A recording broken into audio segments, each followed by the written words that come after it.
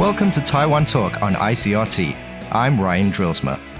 Today I speak with David Pendery, an associate professor at the National Taipei University of Business, about his new book, Taiwan, A Light in the East.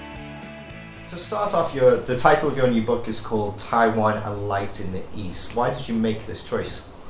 Oh, well, simply put, and I've expressed this in the newspaper a lot, that Taiwan is a light in the East, a city on the hill in Asia, with democracy and freedom, freedom of the press, freedom of expression, and a lot more going on.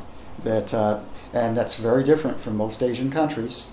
Certainly, countries like North Korea and China and the Philippines, a lot of them are fairly authoritarian, and so Taiwan comes off as a democratic light. Could you briefly talk about the content of your book and what each chapter is about? Okay. The first chapter, a brief introduction, and then I talk about Taiwan history, politics, and culture, and that's pretty much what it is. A lot of that, a good portion of that is well known already, Taiwan's history and its current politics. But I do have, I think, some innovative or just some thoughtful examinations in there. I look at the reality of the White Terror era, the move into democracy.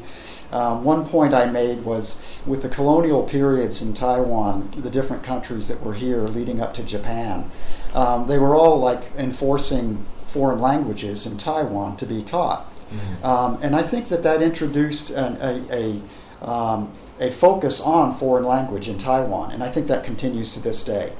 I have a look at the idea of independence in Taiwan, and some people think my views are a little controversial because I'm not just a solid pro-independence guy. Okay. I sort of look at it from what I think is more of like an international law perspective.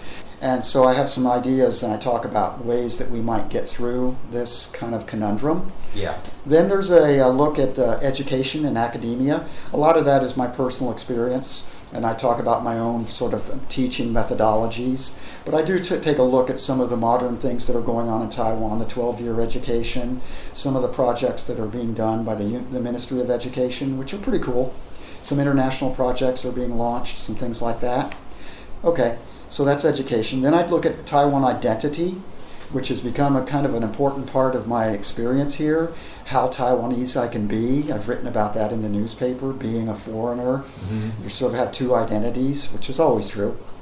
And then just Taiwanese identity, which in these days, a lot of that, it's becoming more and more Taiwan as Taiwan. Taiwanese people are reflecting on themselves as Taiwanese people. They don't see themselves as Chinese much anymore. And there's not really any sort of world citizen or even Asian look. It's much more like we are Taiwanese. So that's becoming a reality. And then the Taiwan aesthetic, I defined it this way. A set of ideas about style, taste, and expression, and a worldview expressed through outward appearance, behavior, and actions. Okay. This might be called a philosophy of ideas, or a sort of a history of ideas, a Weltanschauung worldview, a cosmology, a posture from which we view the world. It's visual principles, optic, discernible, sensible, and even that which is being in our lives. Okay. This is sounding a little bit like identity now, but that's sort of what the aesthetic is. It's the way people express themselves, the arts they make. Okay. Now in Taiwan, the Chinese world, the Chinese art has influenced Taiwan a lot, but at the same time it hasn't. A lot of Taiwan art was actually influenced a lot by Western art. And a lot of the modern art in the last 50 years has been very westernized. Then I look at the future in Taiwan, and I look at a pretty positive light.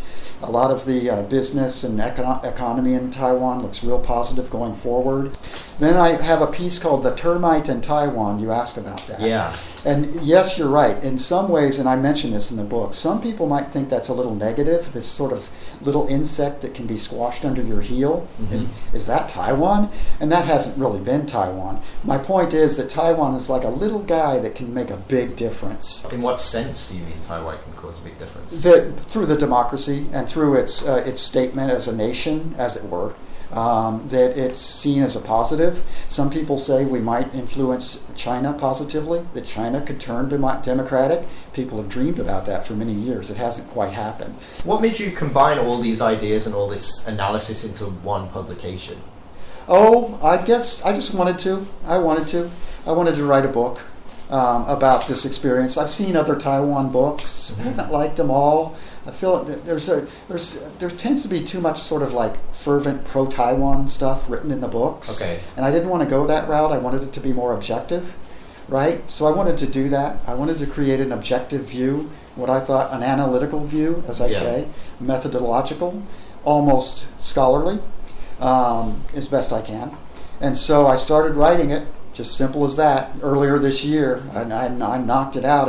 When I get writing, I can write fast. That's very quick. I did. I produced 100 pages and went to some publishers. I wanted to make this statement more objective, a foreigner's view, not a Taiwanese view. And I wanted to get that word. I thought, I'm pretty knowledgeable, such as it is, with international affairs. I thought I had a pretty knowledgeable view about Taiwan, a little different than average. When I talk about Hong Kong in the book, some people are going to object to that very strongly, because I don't just take that Hong Kong's great, Hong Kong's free, let it go. I don't do that. I'm much more objective. I look at the relationship of Hong Kong as Chinese people to China the nation. And I say that there's some important sort of relationships there. Same with Macau. And it's not just as simple as like, let's be free. There's more going on. Okay. You say as well as being from an analytical perspective, the book is also written from a personal perspective. And it does read as a little narrative in some places. Okay. Why did you choose to write it this way? What advantages do you think this brings over a purely analytical piece or a personal diary? Well, it's a good question, because most people would expect mostly analysis, analytical. And that's what they want. And they sort of want that sort of political angle. Part of it is just because of life in Taiwan, my life I've lived here. It's been personal in a lot of ways. I've made some personal relationships. And so I felt that was necessary. You make an interesting point about the narrative style. That's probably just me. That's my sort of stylistic preference. Okay. And I find that in my classes I teach, I said emphasize a narrativism, right? Yeah. Narrative as life. Life is narrative, as one theorist has put it. And I often say that. Yeah. We live life as a narrative, as a story that we tell, with introductions, bodies, and conclusions. That's how we live life. And so I think that's a good way to talk about life in Taiwan. Okay. Bringing it back to the title of the book, Taiwan, a Light in the East, what do you think it is that makes Taiwan shine in East Asia? In some ways, it's just the people. The people of Taiwan have kind of a reputation as being some of the nicest people in the world. And I found that pretty much to be true. Not when you're a teacher, it's not always true. Not every student likes you, believe me. But pretty much true. And so that in some ways it's like just they're nice people. They have a nice aesthetic, a nice way of looking at the world. And they're not hostile people. Taiwan has definitely proven to be true, right? I guess that's just my personal experience, that it's been pretty special. People have treated me real well here. Okay. So your book's published by Palgrave Macmillan. If people want to buy it or access it, how can they do so? You can get it on Amazon. There's a couple of other websites where it can be found, so it should be easy to find. Okay, thank you for speaking to me today. Thank you for having me. I hope you liked it, and I hope your listeners like it too. Thank you for tuning in to this week's episode of Taiwan Talk. I'll see you next time.